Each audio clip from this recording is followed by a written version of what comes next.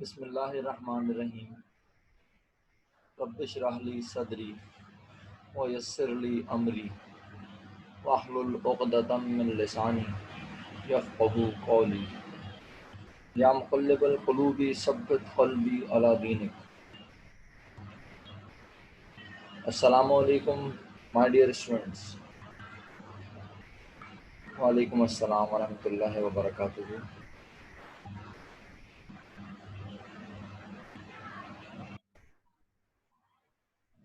मेरे प्यारे बच्चों, मैंने आपको कल क्वेश्चन नंबर 8 में एक छोटा सा काम करने के लिए कहा था। That was determining cost of goods manufactured. Have you computed? Please share the amount of cost of goods manufactured individually.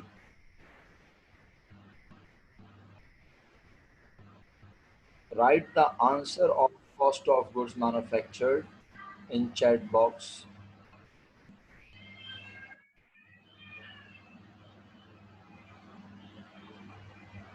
Okay Minal, okay Kashan, Amrina,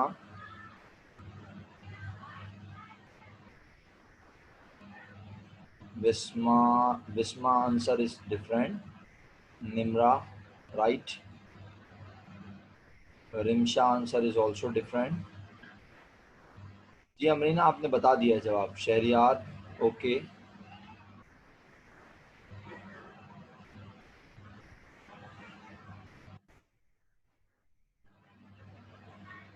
CGM question number 8 की क्वेश्चन नंबर 8 जो कल मैंने करने को दिया था, जिसमें मैं इतना काम कर चुका था। FOH की अमाउंट निकाल चुका था, FOH का रेट निकाल चुका था और FOH के रेट की मदद से WIP एंडिंग की अमाउंट मालूम कर चुका था बाय डिटरमाइनिंग FOH अमाउंट। तो उसके बाद क्या निकालना था आपने? CGM and CGM is GMN। शुक्रिया अरम भाई, शुक्रिया। मेरी स्क्रीन सबसे शेयर हो रही है। डेफिनेटली आप सबको आंसर लिखा हुआ नजर आ रहा है। मेजॉरिटी या आंसर कह रही है तो मैंने भी ये कह दिया।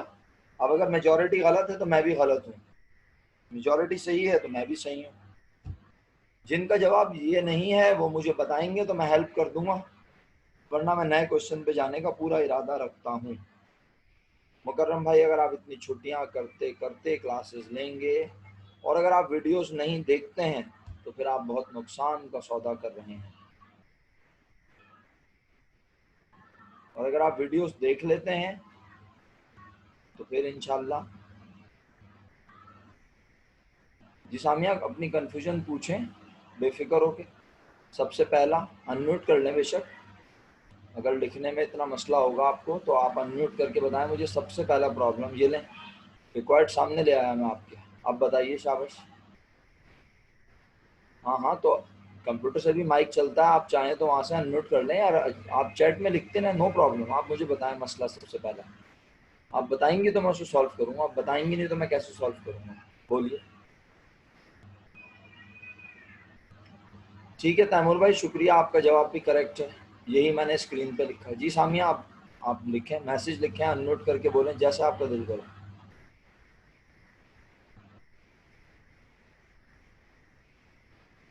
एमन और बिस्मा, अरीशा कहाँ है?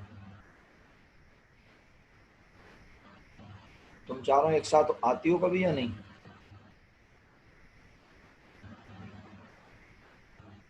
डायरेक्ट लेबर और FOH में मसला हो रहा है कि कैसे निकालें। अच्छा, तुम चारों का आपस में कोई कांटेक्ट ही नहीं है लग रहा है। बिस्मा का, अरीशा का, सामिया का और उनका। अच्छा चलो ठीक है, ओके। तो एक सवाल आया है मेरे पास, मैं वो शेयर कर लेता हूँ। ठीक है। डायरेक्ट लेबर और FOH में मसला हो रहा है कि कैसे निकालें। किस चीज़ का मेरा बेटा सामिया? डायरेक्ट लेबर और FOH cost of goods manufactured में पूछ रही हो या WIP एंडिंग के अंदर पूछ रही हो? क्योंकि ये डायरेक्ट मटेरियल दिया हुआ है, ये डायरेक्ट लेबर दी हुई है और ये दोनों दिए हुए हैं वर्क इन प्रोसेस एंडिंग के अंदर के। इसका हमने FOH निकाला है। ठीक है। अच्छा अरे 2006 प्राइवेट पे कहाँ चली गई तुम एकदम सामिया? मैं इस सवाल की बात कर रहा हूँ, मुझे एकदम कहाँ ले गई उठा के तुम? इस सवाल में बताओ कोई मसला है? क्वेश्चन 8 में, क्वेश्चन 8 में तुमने मुझे सीजीएम लिख के भेजी नहीं।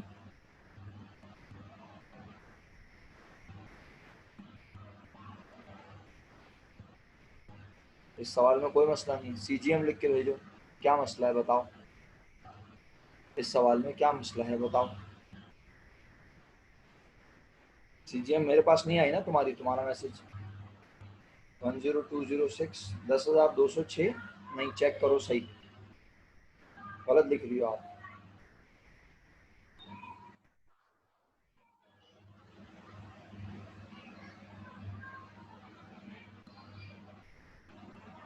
दस हजार दो सौ छः नहीं है।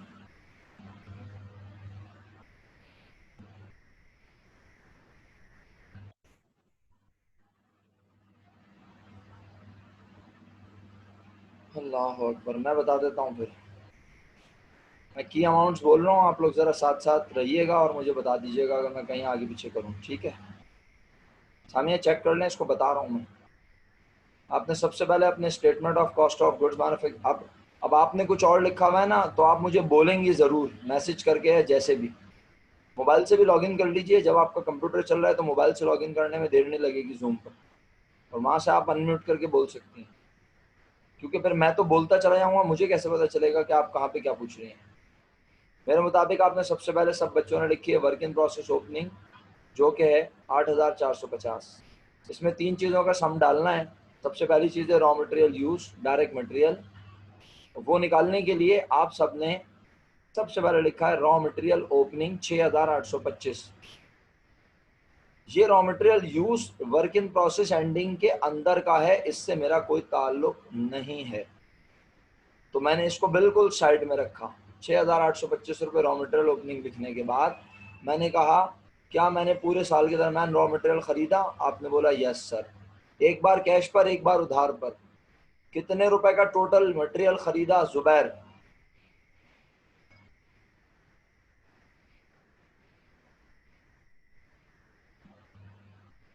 मुश्किल जवाब है काफ़ी जुबैर, टाइम लग जाएगा तुम्हें।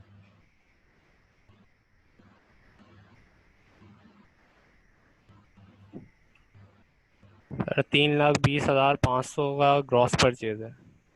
3 लाख? अरे भाई सर कुछ और पूछ रहे, आराम कुछ और बता। सर 31,600। 31,600 रुपये का बना टोटल परचेस। ये लिखा, कैसे लिखा? रॉ मटेरियल ओपनिंग के नीचे एक कॉलम, पीछे कर दे। उसके नीचे लिखा एड कैरिज इन 2,575। 31,600 में 2575 ऐड हुआ, जो जवाब आया वो 2575 के नीचे ही लिखा, अंग्रेजी में नाम लिखा ग्रॉस परचेज। अमाउंट बोलो। 34,175। 34,175, नाम है gross purchase, less purchase return. Purchase return 1,475 रुपये, माइनस करने के बाद अब जो जवाब आया उसका नाम अंग्रेजी में लिखा नेट परचेज, और उसे एक कॉलम आगे, नीचे वाली लाइन में एक कॉलम आगे लिख दिया अमाउंट। 32,700। 32,500। 32,500, 700, 700 700। 700। 32,700 और रॉ मटेरियल ओपनिंग की अमाउंट 6,825 रुपये अब हो गए plus raw material available for use आ चुका है।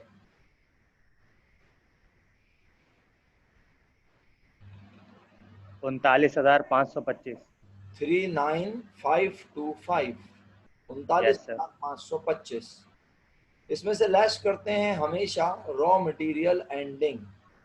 6,325 रुपये आपने माइनस किए, आपका जवाब आया 33,200। 33,200 का नाम आपने अंग्रेजी में रखा, डायरेक्ट मटेरियल या यूज। कंज्यूम, या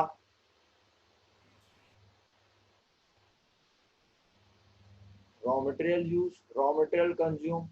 ठीक है, तो आपने ये लिखने के बाद अब दूसरे फैक्टर को ढूंढना शुरू किया। बोले दूसरा क्या है? Direct labour. अगर डायरेक्ट लेबर। अगर कोई बच्चा ये वाले डायरेक्ट लेबर को देखे तो मैं क्या कहूँ? सर वो तबाह है। तबाह है। ओके, चलो अब तुमने कह दिया, अल्लाह ना करे ये बद्दुआ नहीं है काशान की, लेकिन ये कहने का अंदाज है कि उस बेवकूफ को ये पता ही नहीं है कि भाई क्या पढ़ रहे हो। Yes sir. बात यह है कि ये 4,300 रुपये लेबर तो वर्क इन प्रोसेस एंडिंग के अंदर की है, और मैं बात कर रहा हूँ पूरे साल की, तो पूरे साल की लेबर ये दी हुई है 42,200, यकीनन आपने लिख दी होगी।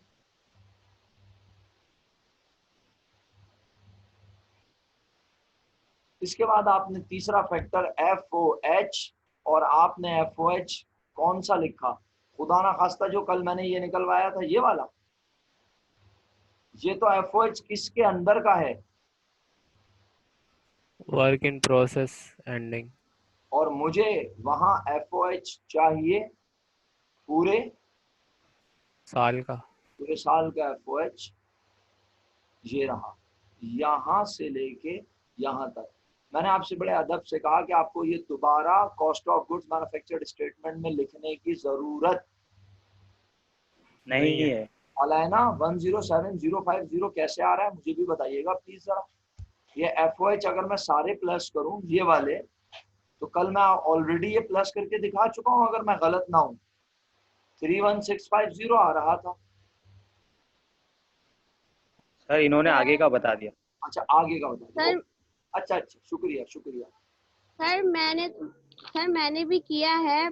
आपने तो करके बताया था कंप्यूटेशन में, लेकिन मैंने फिर भी लिख के कर दिया है, मतलब जिस तरह होता है।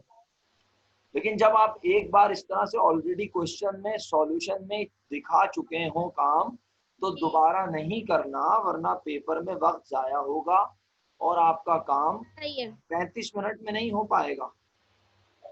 35 मिनट में एक सवाल करना है। सही है मेरा बेटा?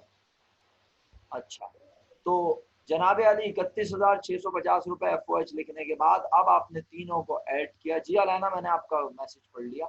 31,650 और लेबर 42,200 और रॉ मटेरियल 39,525 तीनों प्लस हो गए। अंग्रेजी में आई टोटल मैन्युफैक्चरिंग कॉस्ट 107050।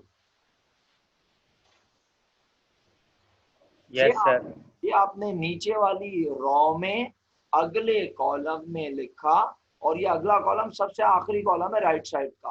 तो अब आपकी 107050 के ऊपर जो अमाउंट लिखी है उसका नाम है वर्क इन प्रोसेस ओपनिंग 8,450, ये अमाउंट, और 107050 प्लस हो गए। अब जो अंग्रेजी में जवाब आया उसका नाम है total cost of work in process. जी सामिया, जवाब बताइए।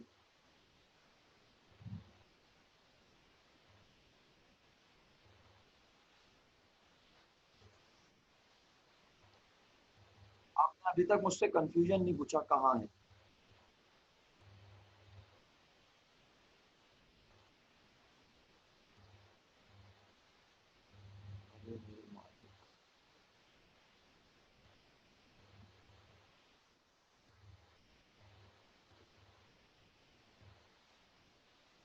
हमने आपसे क्वेश्चन किया था मैंने कि total cost of work in process क्या आ गया आपके पास?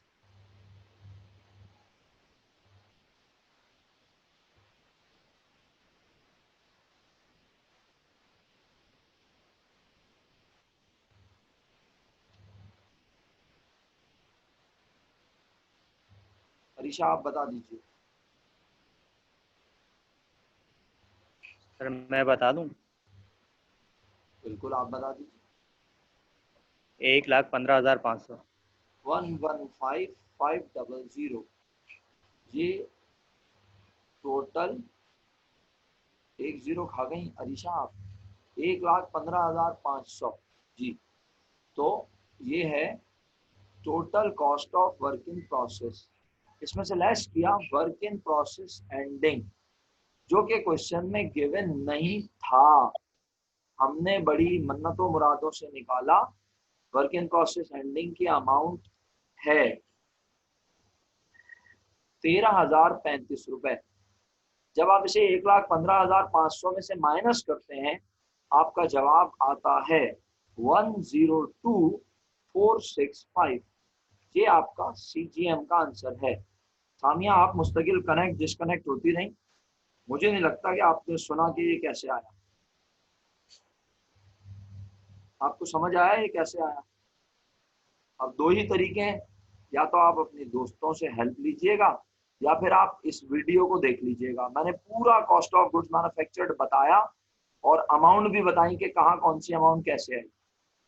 ठीक है, ठीक है, नेट प्रॉब्लम कर रहा है, कोई बात नहीं, लेकिन जाहिर सी बात है मेरा बेटा, मैं एक बात को अगर 3 बार रिपीट करूं, आज भी वो जो सब बच्चे करके बैठे हुए हैं, तो ये सब बच्चे बड़ा बुरा मानेंगे, बोलते नहीं है, ये इनकी मोहब्बत है। लेकिन बहरहाल, तो अब आप या फिर आप मुझसे इंडिविजुअली हेल्प ले लीजिएगा अगर आपको फिर भी समझ ना आए वीडियो देखने के बाद। ओके, तो मेरे प्यारे बच्चों, क्वेश्चन नंबर 8 मुकम्मल हुआ। बारी आई क्वेश्चन नंबर 9 की। आसान सा क्वेश्चन है क्वेश्चन नंबर 9। अच्छा, 2006 प्राइवेट, चलो बता दो 2006 प्राइवेट दे दो, रुकना जरा।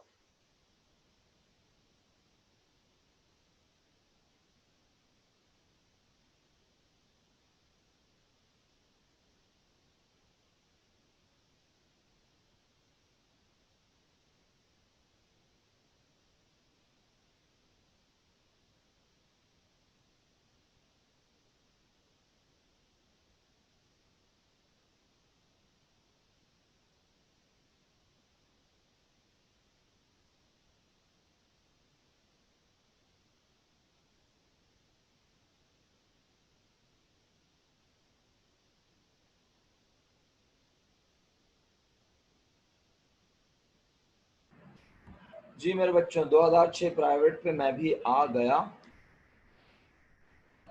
और 2006 प्राइवेट का क्वेश्चन नंबर 2 है और आपने इसमें सबसे पहले FOH का रेट निकाला। जो जो सवाल पूछता जाए उसका जवाब देते जाएं। FOH रेट निकालने के लिए क्या FOH गिवन था?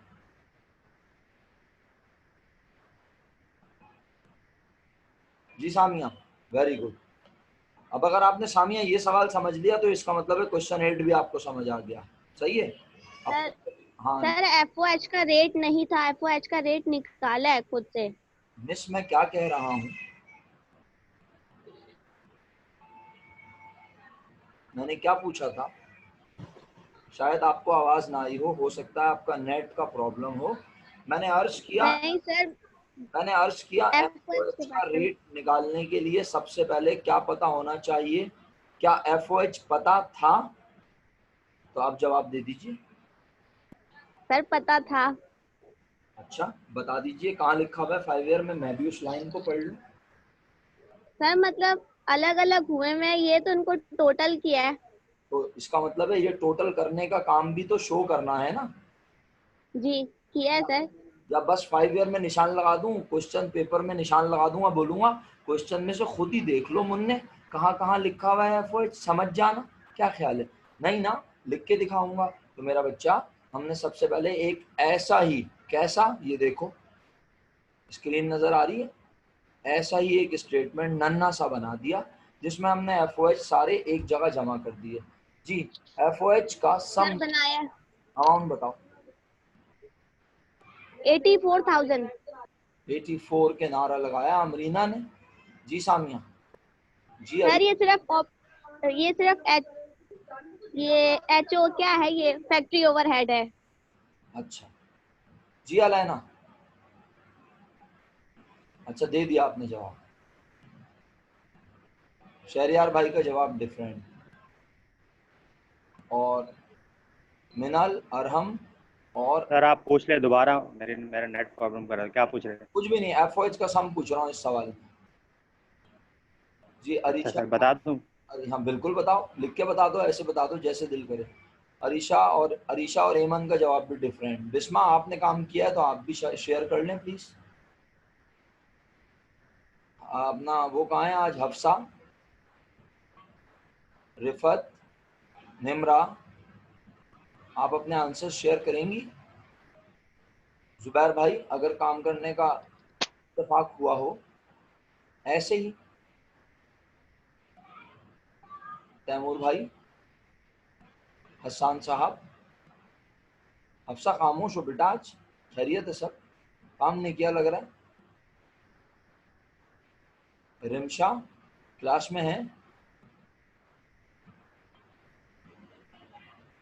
कोई बात नहीं, ओके। अरे जी, हफ्सा को मेरी आवाज नहीं आ रही क्या? जी अरीशा, कोई क्वेश्चन है? आपने हैंड रेस किया बेटा। यस सर, इम्पोर्ट ड्यूटी कहाँ आएगा? हाँ, बेहतरीन सवाल। इम्पोर्ट ड्यूटी की वजह से चिरांद हुई होगी सबके पास, है ना? सब लोग इम्पोर्ट ड्यूटी के यस सर। 3,000 रुपए के इम्पोर्ट ड्यूटी को सब आगे पीछे कर रहे हैं, इसीलिए 81 और 84 की जंग चल रही है सबके दरमियान। अब सुन लो, मेरे मुताबिक एफओएच में क्या क्या चीजें हैं, मैं जल्दी से बोल रहा हूँ, इंतहाई तेजी से, वक्त जाया किए बगैर। सबसे पहला है मशीनरी रिपेयर एक्सपेंस 7,500, दूसरा है फैक्ट्री इंश्योरेंस 7,000 रुपए, नेक्स्ट है फैक्ट्री रेंट एंड टैक्सेस 20,200 रुपए, नेक्स्ट है फैक्ट्री सप्लाईज एक्सपेंस 1,300 रुपए, नेक्स्ट है फॉरमैन सैलरी 30,000 रुपए, नेक्स्ट है इनडायरेक्ट लेबर 15,000 रुपए। जवाब आया 81,000 रुपीज। कोई एतराज अभी तक? ये तो मैंने एफओएच वेरीफाई करवाया है ना? अब अरीशा के सवाल पर आ जाता हूँ और उन लोगों के जवाबात को दुरुस्त करवाने पे आ जाता हूँ जो 84 बोल रहे हैं। ये जो मैंने पुकारे इनका सम तो 81 है ना? यस और नो? Yes sir. तो 84 क्यों सर बोल वो रहे हैं लोग? इम्पोर्ट ड्यूटी की वजह से थोड़ा हुआ है। ड्यूटी जो है, सुन लेना पूरी क्लास गौर से, हाँ, क्योंकि बड़ी इंपॉर्टेंट बात कहने जा रहा हूँ। आज तक कभी आई नहीं है और हो सकता है ना आए, लेकिन भाई अगर आ जाए तो फिर क्या करें? इम्पोर्ट ड्यूटी के अगर आगे ये लिख देता, अगर इम्पोर्ट ड्यूटी के आगे ये लिख देता, import duty on material purchase, import duty on material, तो फिर इम्पोर्ट ड्यूटी को ट्रांसपोर्टेशन इनके बिल्कुल नीचे नीचे लिखकर लिखते, ऐड करता। ऐड कर देते। खर्चा है वो इम्पोर्ट ड्यूटी रॉ मटेरियल को लाने का, लेकिन जब मुझे ये मेंशन ही नहीं कि इम्पोर्ट ड्यूटी किस चीज की है, तो इस सवाल में बहुत सारे टीचर्स ने एजम्पशन ली है। बहुत सारे टीचर्स इस इम्पोर्ट ड्यूटी को एफओएच का हिस्सा बनवा देते हैं। जी शहरियार भाई, मैं भी आपको मौका दूंगा अपना जुमला कंप्लीट कर लूं अगर आपके पास सवाल है तो। बहुत सारे टीचर्स इसको एफओएच में लिखवा देते हैं, बहुत सारे टीचर्स इसको ऑपरेटिंग एक्सपेंस में लिखवाते हैं, और कभी मैं ही पढ़ाते हुए इसे इंपोर्ट ड्यूटी के आगे ऑन मटेरियल परचेज लिखवाकर मटेरियल के अमाउंट में प्लस करवा देता हूं। मेरा काम है बच्चों को कॉन्सेप्ट समझाना, वो मैं समझाता हूँ। सर अभी क्या करना है ये बताएं? अभी तो ऑपरेटिंग एक्सपेंस में डाल दो। सर अगर एफओएच में डाल दिया तो क्योंकि ये बात ही नामुनासिब अंदाज में लिखी गई है, इससे पता ही नहीं चल रहा कि ये इम्पोर्ट ड्यूटी कहाँ किस मकसद के लिए दी गई है। क्या ये किसी मशीन को खरीदने पे इम्पोर्ट ड्यूटी दी गई है? क्या ये इम्पोर्ट ड्यूटी किसी मटेरियल को लाने पे दी गई है? यहाँ क्लियर नहीं है ये बात, तो सवाल में बुनियादी तौर पर इसे मिस्टेक कहा जाएगा। लेकिन अगर जर्नल असम्पशन की बात की जाए तो ट्रांसपोर्टेशन इन, कैरेज इन के आगे भी तो नहीं लिखा होता। सुन रहे हैं आप मेरी बात? कैरेज इन के आगे भी तो नहीं लिखा होता कि वो कैरेज इन किसका है। तो हम क्या असम्पशन लेते हैं? वो कैरेज इन मटेरियल परचेज का है। तो इंपोर्ट ड्यूटी के साथ भी उसूलन असम्पशन यही होनी चाहिए, क्या? कि इंपोर्ट ड्यूटी को ट्रांसपोर्टेशन इन कैरेज इन के नीचे लिख के प्लस होना चाहिए इस सवाल के मुताबिक। सुना आपने मैंने क्या कहा? अभी मैं गया नहीं हूं मटेरियल की कंप्यूटेशन पे, अभी तो एफओएच की कंप्यूटेशन की बात हो रही है। सुन ही नहीं रहा, समझने ही नहीं चाहता कोई। समझ आ रही है? सर सुन रहे आप बताएं। लेकिन बड़ी मैंने सर तो समझ आ रही ऑपरेटिंग है। भाई एक्सपेंस में बहुत लिख दिया। इंपॉर्टेंट बात कर रहा हूँ, बहुत इंपॉर्टेंट। 10,000 सर ये आप मेरे पिछले साल के लेक्चर उठा के देख लेना, किसी से पूछ लें तो वो आपको बताएगा ना, तो आप पागल हो जाएंगे। वो बोलेगा भाई यार ये वही वाले सर हैं जो ऐसे पढ़ाते थे ऐसे। यार बात ये है, सारा गेम एजम्पशन पे चला जाता है। यहाँ कोई टीचर इसको ऑपरेटिंग एक्सपेंस में लिखवा दे, मैं उसे बिल्कुल भी चैलेंज नहीं कर सकता, लेकिन मैं अपना मौकिफ पेश कर सकता हूँ। क्या कि सर एक बात बताएं, जब ट्रांसपोर्टेशन इन दिया हुआ होता है, जैसे कि इसमें दिया हुआ है, किस नाम से? फ्राइट इन के नाम से। कैरेजिन। अबे फ्रेट इन के नाम से दिया हुआ है। मरीना तुझे कहाँ कैरिजन नजर आ रहा है भाई? सर पहले क्वेश्चन में था इसलिए निकल गया मुंह से। मैं 6 प्राइवेट की बात कर रहा हूँ। 6 प्राइवेट में कैरिजन फ्रेट इन के नाम से दिया हुआ है मेरा बेटा। तो यार जब फ्रेट इन दिया हुआ है तो भाई ये फ्रेट इन के बारे में भी तो फिर मैं आपको ऐसी घुमा सकता हूँ ना चौरंगियां, बोलूं हो सकता है ये किराया हमने मशीन को लाने पर दिया हो, क्या ख्याल है? बोल सकता हूँ या नहीं? लेकिन आप कहोगे नहीं सर इतने सारे सवाल करवा दिया आपने, पहले तो आपने ये बात नहीं बोली। तो मैं आज भी इस बात पे कायम हूँ कि जिस तरह हम फ्रेट इनको एज्यूम करते हैं कि वो क्या लाने पर लगा, मटेरियल। तो यार इंपोर्ट ड्यूटी के बारे में भी एजम्पशन यही होनी चाहिए कि वो भी किसके लाने पर लगा। मटेरियल तो फिर मटेरियल की कॉस्ट में उसे उसूलन ऐड करना चाहिए। वो FOH नहीं है। अब समझ में आ गई मेरी बात? Yes sir. लेकिन अगर कोई बच्चा इसे, सर हम कॉस्ट अकाउंटिंग पढ़ रहे हैं और कॉस्ट अकाउंटिंग में ज़्यादातर फैक्ट्री के बारे में होता है, तो इंपोर्ट का यकीनन मटेरियल लाने में लगा होगा। जी काशान भाई बात तो सही है, लेकिन देखें ऐसे सवाल जो होते हैं ना वो होते हैं कंफ्यूजिंग। क्यों? इंपोर्ट ड्यूटी कहाँ से आ गई, क्या चीज़ इंपोर्ट की? हाँ जर्नल अजम्पशन यही है भाई, मटेरियल परचेज, मटेरियल के इंपोर्ट करने पे दिया होगा, हो सकता है कुछ और चीज़ इंपोर्ट की हो, हमें क्या पता। तो एजम्पशन यही है, इसलिए FOH में लिखना इंतहाई नामुनासिब होगा और ऑपरेटिंग एक्सपेंस में लिखना भी मुनासिब नहीं होगा। आप देख रहे हैं मैं लफ्ज़ का इस्तेमाल कर रहा हूँ मुनासिब, मैं गलत नहीं कह रहा। क्यों? क्योंकि मैं खुद जानता हूँ, मैंने खुद डिफरेंट ईयर्स में बच्चों को डिफरेंट ट्रीटमेंट पढ़ाए हैं। अगर कोई बच्चा इसे ऑपरेटिंग एक्सपेंस में लिख दे तो मैं चैलेंज नहीं करूंगा कि वो गलत है, और ना कोई टीचर चैलेंज कर सकता है। क्यों भाई? हम किस बेसिस पे एज्यूम कर लें इंपोर्ट ड्यूटी रेगुलर नहीं होती है? अब सुना आपने मेरा पॉइंट काशान भाई, इंपोर्ट ड्यूटी रेगुलर होने वाला खर्चा नहीं है। हमें कैसे पता चले ये मटेरियल के ऊपर है, लेकिन ट्रांसपोर्टेशन एक रेगुलर होने वाला खर्चा है, हम जानते हैं। नहीं तैमूर भाई आपने कुछ अजीबोगरीब सा सेंटेंस लिखा है। आप मटेरियल परचेज के साथ एक कॉलम पीछे लिखते हैं ना फ्रेट इन, तो फ्रेट इन के नीचे आप लिखेंगे इंपोर्ट ड्यूटी, फिर दोनों को ऐड करके मटेरियल परचेज के अमाउंट में ऐड करेंगे तो ग्रॉस परचेज आ जाएगा, फिर लेस करेंगे परचेज रिटर्न, परचेज डिस्काउंट। मेरा ख्याल है आप ये कंप्यूटेशन छोड़ के अभी मेरी बात सुन लें जो मैं बता रहा हूँ। आगे का अपना काम सही करने के चक्कर में लग गया, मुझे भी वहां उलझा रहे हैं। पहले ये बताएं FOH की अमाउंट सबके पास सही हो गई कितनी? कर ली सही सर। Yes sir. सर मेरा ये अगर हम ये अपना एक मिनट, इंपोर्ट अगर FOH में लिख दें तो क्योंकि हमने पूरा सवाल कर लिया तकरीबन 2 पेजेस के गए, तो सर ये ऐसा चले अगर जिन्होंने उसमें लिखा ऑपरेटिंग एक्सपेंस में लिखा वो उन पे चले। सर बात ये है कि ईयर एंड पे अगर आपके अपने दोस्तों से बात होगी तो आपके जवाब मैच नहीं हो रहे तो आप कहेंगे कौन सही है। Yes sir. तो बेहतर ये है कि सब Yes, एक sir. प्लेटफॉर्म पे रहेंगे तो बेहतर होगा। मैंने आपसे कहा ना आप पिछले ईयर Okay. वाले से रजिस्टर लेके मैच करेंगे, तो वहाँ अगर पूरी क्लास में ऑपरेटिंग एक्सपेंस लिखा हुआ है तो मैं उसको चैलेंज नहीं करूंगा, वो मेरी ही पढ़ाई हुई क्लास होगी। समझ रहे हैं आप मेरी बात? ओके सर समझ गए, आगे बात बढ़िए। ये है कि जर्नल एजम्पशन ये है कि ये इंपोर्ट ड्यूटी जो है हम जानबूझकर इसे मटेरियल का हिस्सा बना रहे हैं, वरना अगर इसे ऑपरेटिंग एक्सपेंस में लिख दो तो मैं चैलेंज नहीं कर सकता। बस ये सिंपल सी बात है, क्योंकि फ्रेट तो रेगुलर होने वाला मटेरियल को लाने वाला खर्चा है।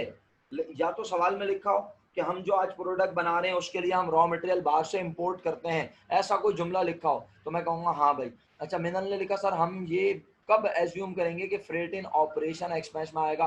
कभी भी नहीं करेंगे, ऑपरेटिंग एक्सपेंस होता ही नहीं है, फ्रेट इन कभी भी नहीं होता जिंदगी में।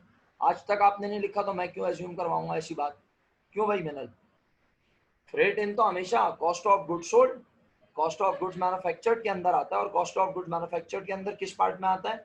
रॉ मटेरियल यूज्ड की कंप्यूटेशन में। ओके आई होप आप सब 81,000 पे क्लियर है। 81,000 को आपने डायरेक्ट लेबर की अमाउंट दैट इज ₹90,000 उससे डिवाइड किया, आप सबके पास 90% रेट आ गया। Is it clear? Yes sir. 4 minute रह गए, जहाज उड़ रहा है Yes, ताकि sir. मंजिल पे पहुंच जाए जी। इसके बाद आप लोगों ने FOH रेट निकालने के बाद आपने WIP एंडिंग की अमाउंट मालूम करने के लिए WIP का पहला फैक्टर लिखा, रॉ मटेरियल 20,000 रुपए, डायरेक्ट लेबर 30,000 रुपए, और 30,000 रुपए का आप सबने लिया 90%, 27,000 रुपये। आजकल आ रहा है 27,000 रुपए। 20, 30, 27 77। कितना है आप? Yes sir, 77,000। 20, 30, 27। अरे अरीशा, ये सामिया फिर चली गई है यार।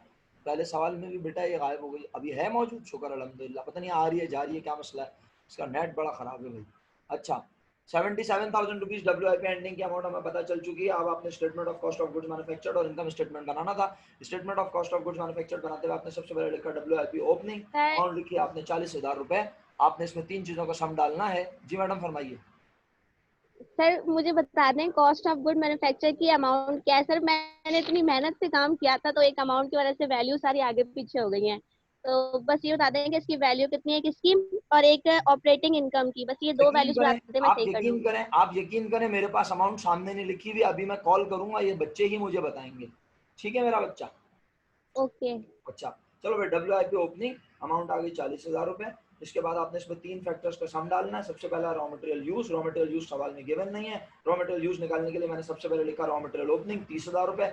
एक कॉलम पीछे लिखा purchase of raw material. Purchase of raw material question में गिवन है 3,15,500 रुपए। इसको एक कॉलम पीछे लिखा। इसमें ऐड करूंगा ट्रांसपोर्टेशन इन और इंपोर्ट ड्यूटी। एक कॉलम और पीछे आया, फ्रेट इन लिखा। फ्रेट इन की अमाउंट है 5,000 रुपए और इंपोर्ट ड्यूटी की अमाउंट है 3,000 रुपए। 5 और 3 दोनों ऐड हो गए, 8,000 रुपए आ गया। 8,000 रुपए को 3,15,500 रुपए में ऐड कर दिया। जवाब आया 3,23,500 रुपए। 3,23,500 रुपए का नाम है ग्रॉस परचेज। इसमें से लेस किया परचेज रिटर्न 13,000 रुपए। क्या जवाब आया अरीशा? सर डिस्काउंट भी है। डिस्काउंट भी है। डिस्काउंट भी है। शुक्रिया।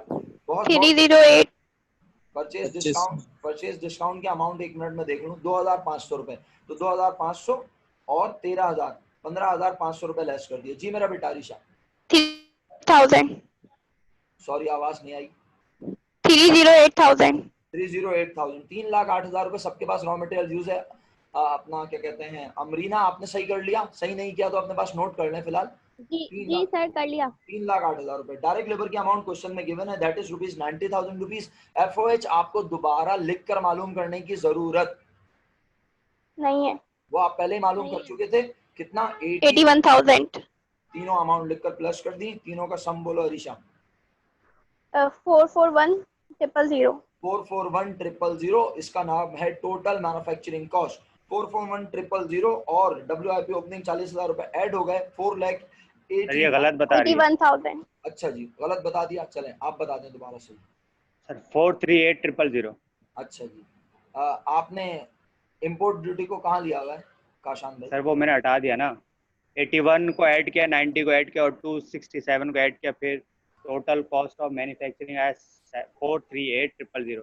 फिर हमने ऐड किया है 267 क्या चीज है काशान? Direct material use. क्या डायरेक्ट मटेरियल यूज अमरीना 267 बोला था मैंने? सर 3 लाख है। तकरीबन मेरे पास भी यही वैल्यू आ रही जो ये बता रहे हैं ना, 267,000। ऑपरेटिंग में डाला हुआ इसलिए ये आ रहा है। नहीं, ये ऑपरेटिंग मेरे पास डायरेक्ट मटेरियल आ रहा है ये 267,000 और फिर उसमें 90 ऐड किया, उसके बाद 81। तो मेरे पास तकरीबन यही आंसर अब बन रहा है 438,000। अरीशा अनम्यूट करें अपने आप को।